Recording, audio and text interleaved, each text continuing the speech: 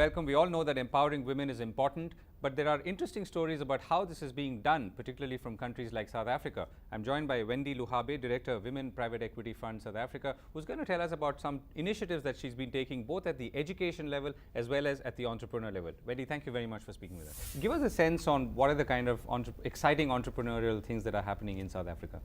Namaste. It's a great honor to be back in Delhi and to be in India, one of my favorite countries. My passion over the last 20 years has been the economic empowerment of women, and I'm considered a pioneer in South Africa. I've been involved in pioneering a number of ventures. The one that is most known in South Africa is called Women Investment Portfolio Holdings, which was a venture that educated women throughout the country to participate in the economy as investors for the first time. And when we issued our public offer, we were able to mobilize 18,000 women to become investors for the first time. In fact, this year we celebrate 20 years. 10 years after that, so this was a venture that we started right at the beginning of our democracy. And it was really a response to government policy. We've had a lot in the conference yesterday and today about the importance of an enabling policy environment, which obviously is the responsibility of government. And I think the establishment of WIPOLD in South Africa confirms that when you have the policy environment, then as citizens we have to step into that and take advantage of the policy environment. Right.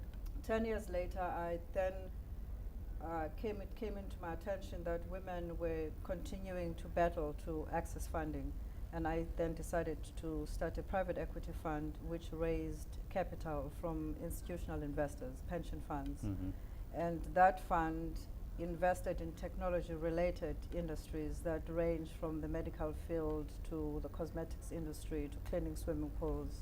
So, quite a wide range. And that fund has now been in existence for 13 years. It was fully invested 10 years ago, and we've now been in the process of exiting the investments. Okay. So what are the common threads that you're seeing here? So are all your investments in enterprises run by women, or do you look at other? Yes. Okay. My focus is the participation of women in the economy, because I'm convinced that we need a systemic way for women to be involved and to be engaged in the economy. And a big component of that requires us to educate women so they can understand how the economy functions and to enable them, to give them the tools to participate in the economy. Because we know from research that's been done in many parts of the world that when women have access to financial resources, the impact on society is amplified. And so that's my passion. I believe very much that for us to advance as the human society, we have to find a way for women to be part of the equation. A bird needs two wings to fly, and if we only rely on one wing, then our progress as the human race is. So what are the key learnings from having worked with women start up their own enterprises and scale them to a certain extent to the point that you're now talking about exits? Well, the learnings are that women have a lot to contribute. They need to be enabled, and that their contribution is generally not just restricted to self-interest. It generally has an impact on society, and I think that's what's missing in the debate on globalization. Yesterday, I spoke about the costs, the human and the social and the moral costs of globalization. That as much as we have grown as the global economy over the last perhaps 30 years, we have left a lot of people outside of that growth in terms of benefits. And therefore, when we advance as society, it's important that we also look at the costs of that and try and maintain a balance, that as we grow, we make sure that we're not creating more damage. In fact, someone said at this conference, which I thought was quite startling, that we are the first generation that has created so much damage to the environment since the existence of human beings, of mankind. And that's a big responsibility to be accountable for. Right. So if I were to ask, if looking at South Africa in specific, and then let's say other countries in Africa, Are you seeing any differences in the manner or the kind of businesses people start?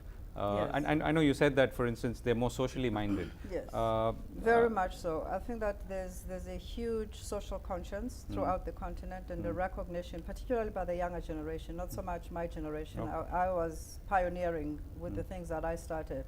But I see that the younger generations, without being persuaded and really coming out of an education system that is not necessarily directing them towards entrepreneurship, out of their own initiative and to respond to the social conditions that they see around them, they are creating businesses and are really coming up with very innovative solutions that are responding to the social conditions that are around them, and I find that quite encouraging.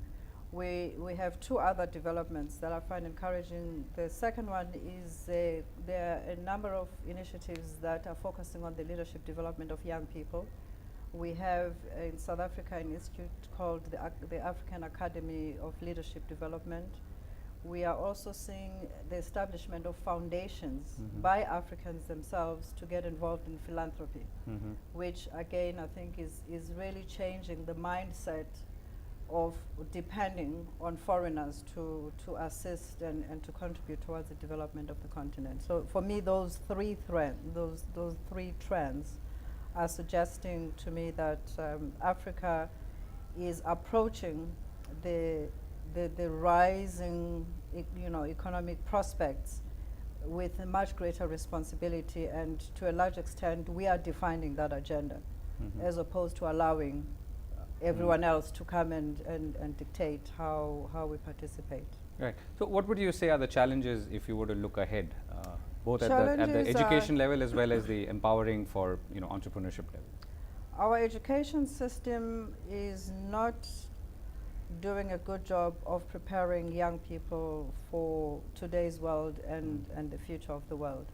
I don't believe that as a continent we have a strategy, and I don't think that we are fully cognizant of the purpose of education. So there's a much greater requirement to develop a more coherent strategy, to plan and coordinate the resources that are available much more effectively, so that we are able to generate a much better return from the investment that we're making in education.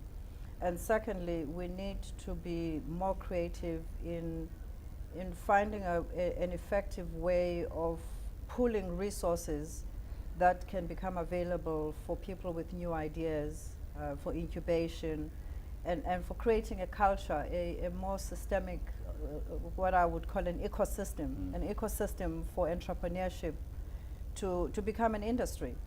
I think that over the past we've kind of left it to chance, but I think that we need to be more deliberate about creating a culture of entrepreneurship on the continent, getting the education system behind it, and putting the resources, the financial and the intellectual resources that are required for that to accelerate.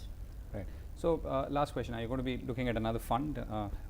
No, I'm now focusing my attention on community micro-enterprise development, because that is an area of society that I find is neglected.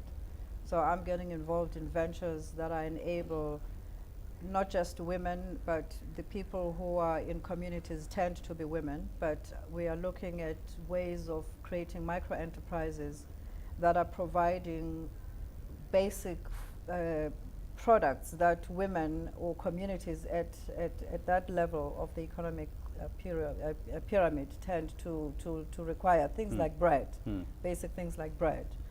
And so we're starting those businesses, and the first business we are rolling out is a business of providing bread to communities that enables women to earn an income from zero, so not earning anything at all, to I don't know what equivalent that would be in the rupees, but dollars? in South Africa in dollars would be about $500 per month. A month, which is substantial. Which is a lot. Which is substantial from zero, to that. So that's my focus for probably the next year or so.